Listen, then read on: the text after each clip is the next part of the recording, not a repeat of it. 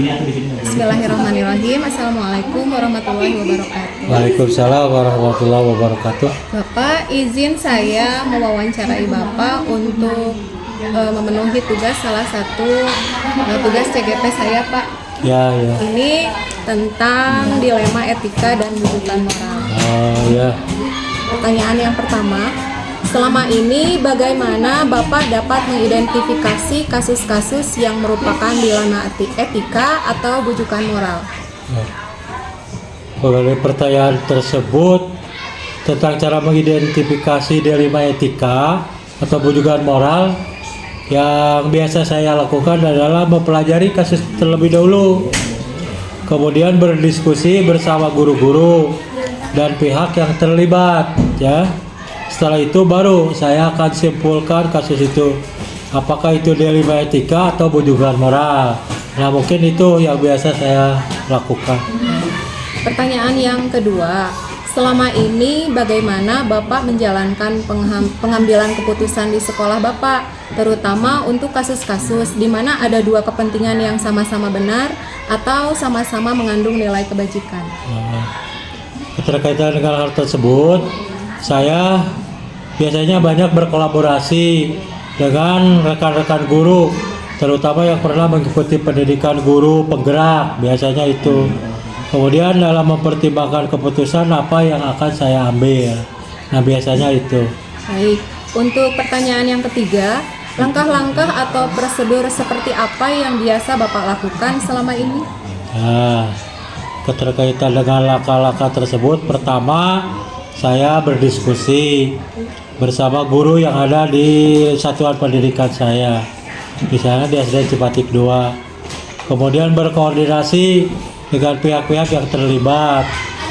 Kemudian dalam pertimbangan keputusan yang akan saya ambil berdasarkan kesepakatan semua pihak, agar tidak ada yang merasa dirugikan satu dengan yang lainnya. Baik. Yang pertanyaan keempat, hal-hal apa saja yang selama ini Bapak anggap sudah efektif dalam pengambilan keputusan pada kasus-kasus dilema etika, Pak? Yang dianggap efektif, ya. Yang saya anggap efektif adalah adanya kesepakatan antara pihak-pihak yang terlibat dengan menjelaskan konsekuensi dan tanggung jawab yang diemban oleh mereka semua. Baik. Kemudian pertanyaan yang kelima, hal-hal apa saja yang selama ini merupakan tantangan dalam pengambilan keputusan pada kasus-kasus dilema etika, Pak?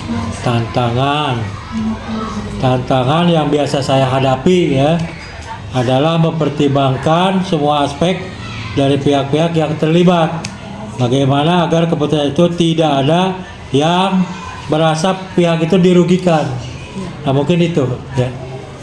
Baik, kemudian pertanyaan yang keenam, apakah Bapak memiliki sebuah tata kala atau jadwal tertentu dalam sebuah penyelesaian kasus dilema etika? Apakah Bapak langsung menyelesaikan di tempat atau memiliki jadwal untuk menyelesaikannya? Bentuk atau prosedur seperti apa yang Bapak jalankan? Oh, itu ya, sedikit sulit, ya. Tapi saya biasanya mempelajari dulu. Jadi kasus seperti apa yang terjadi. Kemudian jika keputusan itu membutuhkan waktu cepat, maka saya akan langsung menyelesaikannya di tempat tersebut.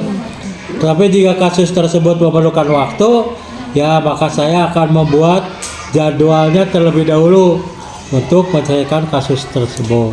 Baik. Pertanyaan yang nomor 7, adakah seseorang atau faktor-faktor apa yang selama ini mempermudah atau membantu Bapak dalam pengambilan keputusan dalam kasus-kasus dilema etika, Pak? Tentang hal tersebut biasanya saya dibantu oleh kolaborasi ataupun dibantu dengan guru-guru, terutama kepada yang pernah mengikuti pendidikan guru penggerak. Biasanya mereka punya ide. Nah, ide tersebut diterapkan pada kolaborasi dengan guru-guru tersebut. Saya dengan adanya guru penggerak tersebut bisa terbantu dalam menyelesaikan kasus tersebut.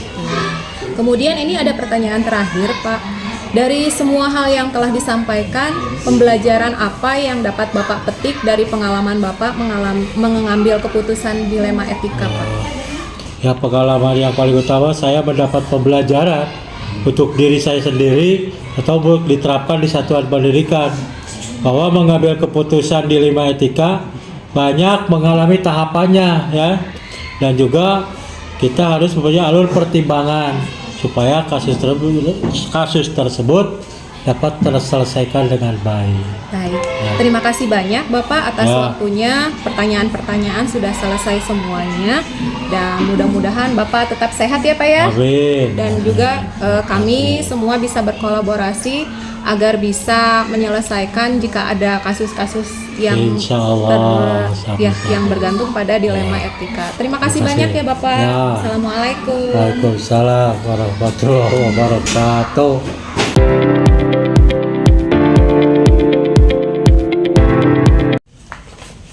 Assalamualaikum warahmatullahi wabarakatuh. Waalaikumsalam warahmatullahi wabarakatuh. Bapak, saya izin mewawancarai Bapak Ya. untuk memenuhi salah satu tugas CGP saya, Pak. Ya. Nah, ini tentang dilema etika atau Oh, ya. rujukan moral. Nah, ada 8 pertanyaan. Iya.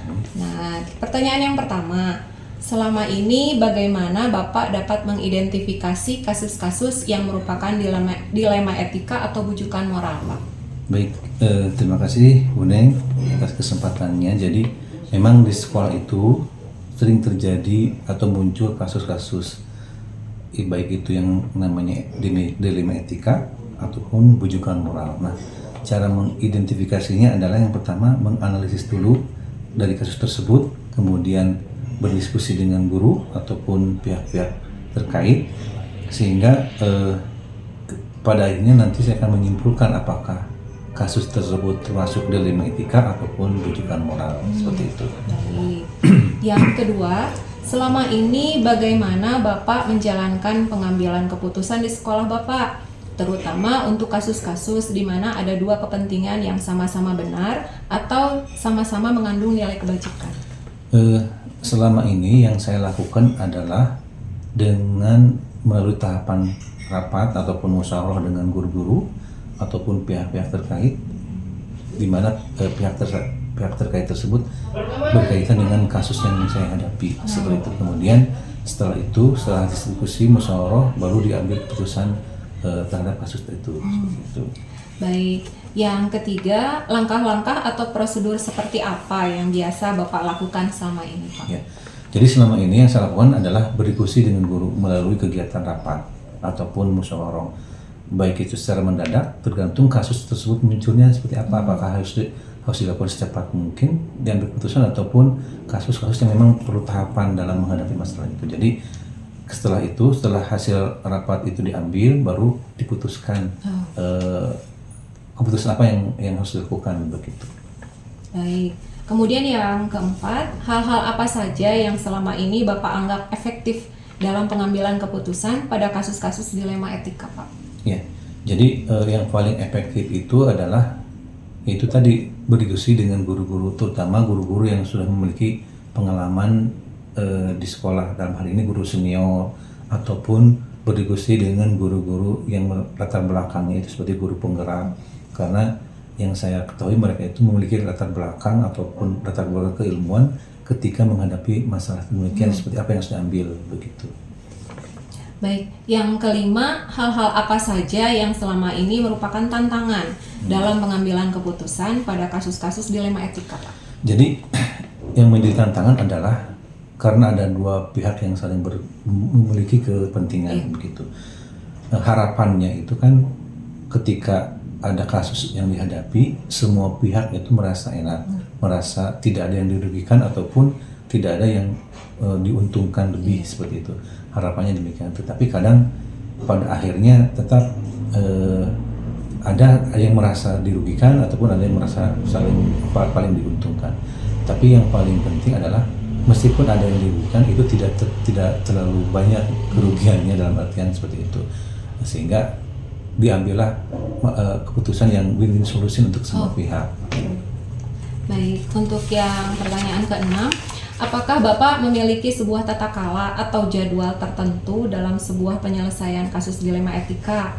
Apakah Bapak langsung menyelesaikan di tempat atau memiliki sebuah jadwal untuk menyelesaikannya? Bentuk atau prosedur seperti apa yang Bapak jalankan? ini tergantung dari kasus yang dihadapi, ya seperti itu. Kalau misalkan kasusnya perlu diputuskan secepat mungkin, hari itu saat itu juga tentu saya putuskan tanpa melalui diskusi dengan yang lain atau dengan guru-guru lain, karena ini memang perlu putusan yang cepat begitu. Ataupun kalau kasus tertentu yang perlu tahapan-tahapan ya tadi melalui diskusi dengan guru atau musyawarah dengan guru, kemudian setelah itu berbicara atau musyawarah dengan pihak-pihak terkait sehingga bisa diambil keputusan yang memang yang terbaik begitu. Baik. Yang ketujuh, Pak, adakah seseorang atau faktor-faktor apa saja yang selama ini mempermudah atau membantu Bapak dalam pengambilan keputusan dalam kasus-kasus dilema etika, Pak? Yang selama ini menurut saya paling mempermudah itu adalah ketika berdiskusi bermusyawarah yang melibatkan guru-guru senior. Kenapa? Karena guru senior kan memiliki pengalaman yang lebih. Gitu. Yang kedua, berdiskusi dengan guru-guru yang memiliki latar belakang seperti guru penggerak. Kenapa? Karena mereka itu memiliki latar belakang keilmuan yang lebih juga. Sehingga ketika saya berdiskusi dengan mereka, maka keputusan yang diambil pun itu lebih cepat, bisa lebih cepat dan lebih yang terbaik begitu. Sehingga saya merasa terbantu dengan adanya mereka. Gitu. Baik, Pak. Ini pertanyaan terakhir ya, Pak ya. Ya, baik. Dari semua hal yang telah disampaikan, pembelajaran apa yang dapat Bapak petik dari pengalaman Bapak dalam mengambil keputusan dilema etika? Ya, pelajaran yang diambil adalah bahwa setiap kasus yang dihadapi tentu itu memiliki tahapan dan juga perlu adanya diskusi dengan pihak-pihak terkait. Salah satunya dengan guru yang ada di sekolah ataupun pihak mungkin di luar guru pun atau di luar lingkungan sekolah pun perlu dilebatkan jika kasus yang dihadapi itu adalah melibatkan pihak tertentu atau pihak luar. Tentu ini ada tahapan. Jadi yang paling penting ketika menghadapi kasus ini adalah diskusi ataupun bermusyawarah dengan guru-guru yang ada di sekolah, karena mereka tentu jika masalah itu dihadapi dengan banyak kepala, banyak pemikiran, tentu akan banyak juga pendapat sehingga ada masukan-masukan yang bisa saya ambil dari masalah tersebut. Iya, baik, terima kasih banyak Pak. Ini sesi Sama-sama. wawancara sudah selesai. Oke, baik. Mudah-mudahan kita bisa mengambil keputusan dengan lebih bijaksana ya, Pak ya. Terima kasih. Ya, terima kasih banyak ya Pak ya atas Sama-sama waktunya. boleh, semoga lancar segala Assalamualaikum. urusannya. Terima kasih Pak. Sama-sama.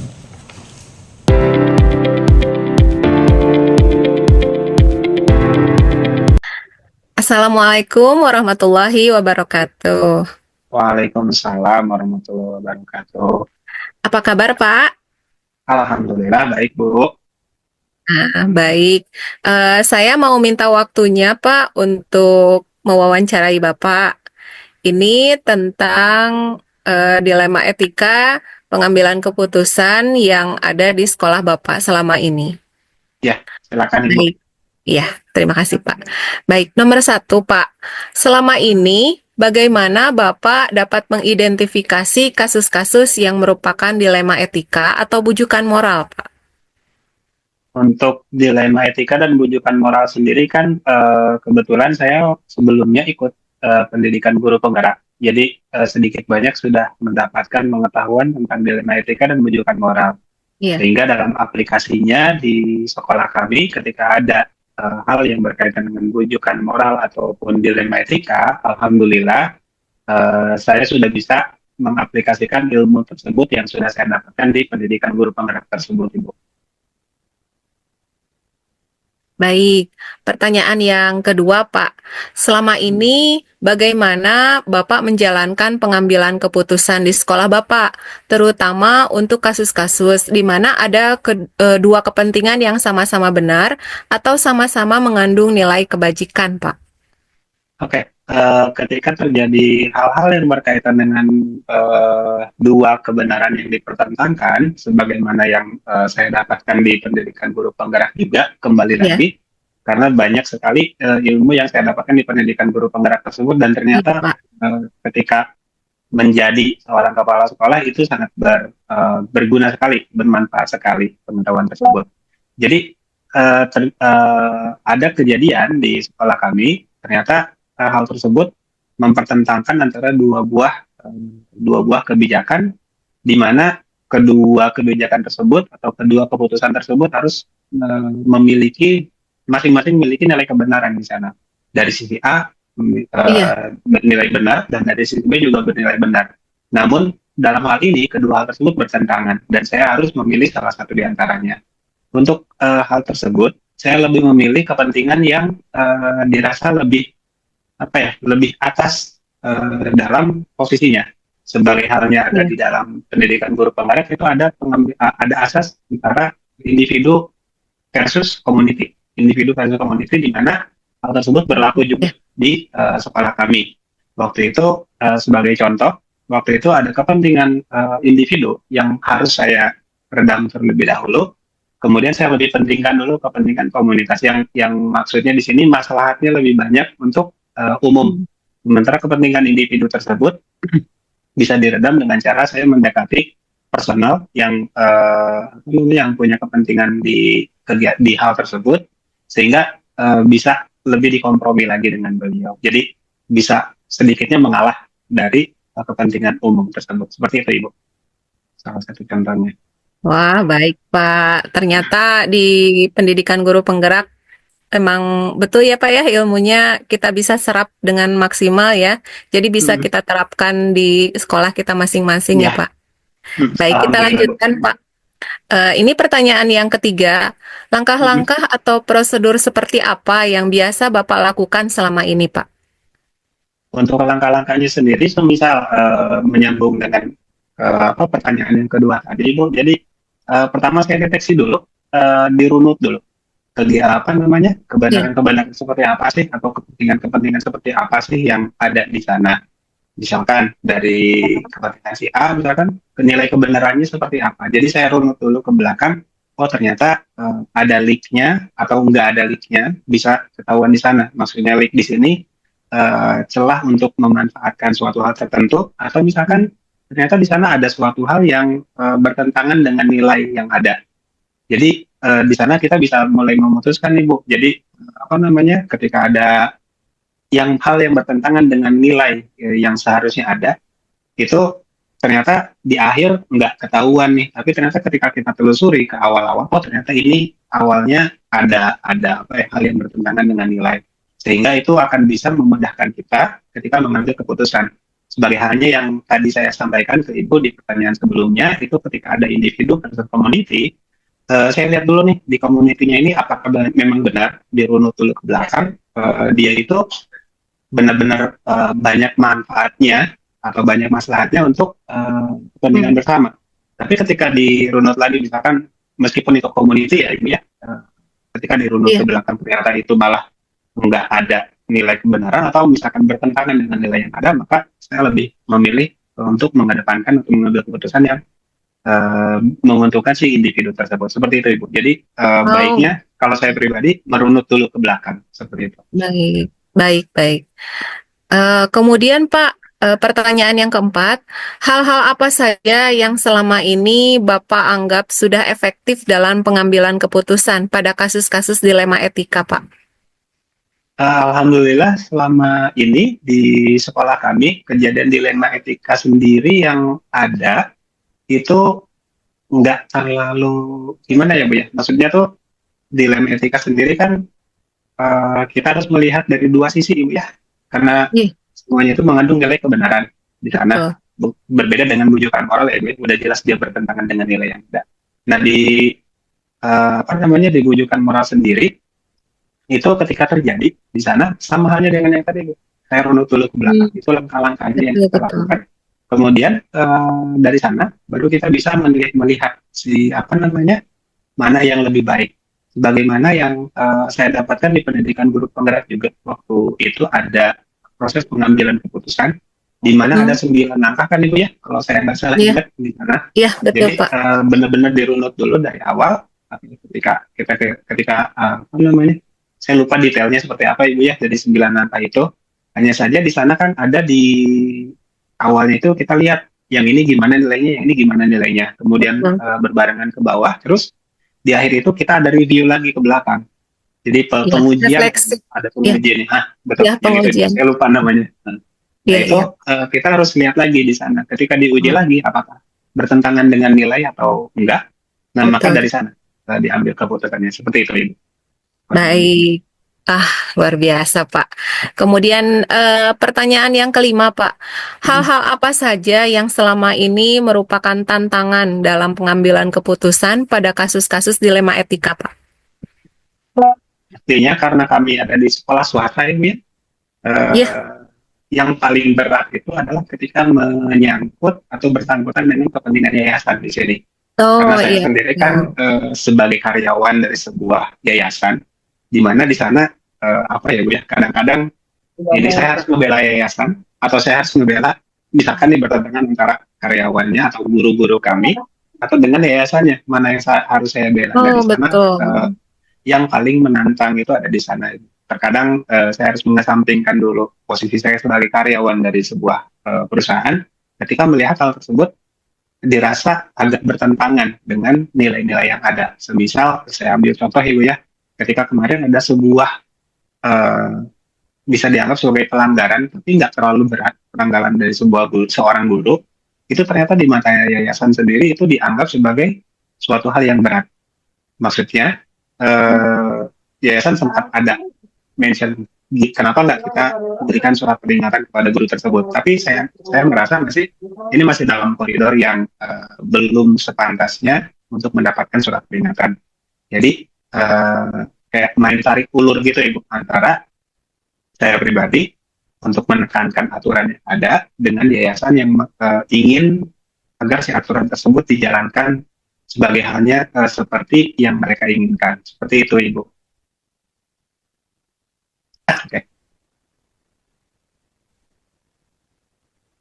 Baik, Pak. Kita lanjutkan ya, Pak ya. Ini pertanyaan yang keenam.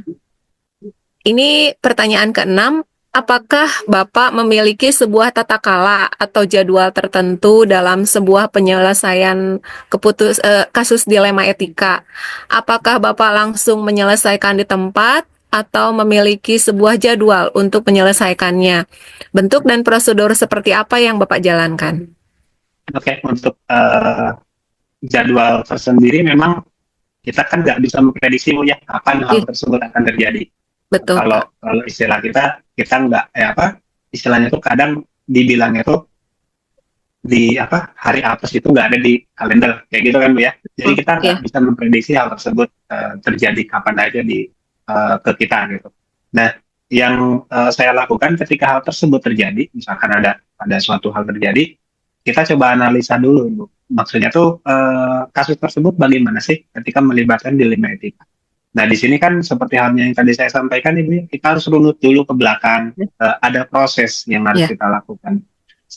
Untuk jadwalnya sendiri, biasanya kalau dari saya pribadi, saya selalu bertanya dulu ke rekan-rekan kami di sekolah, misalkan ada baik itu di gurunya, kemudian ada wakil kurikulum dan yang lainnya. Jadi untuk penanganannya biasanya kami lakukan secara langsung, tapi nggak langsung mengambil keputusan di tanah Ibu. Nah, tahapannya gitu maksudnya.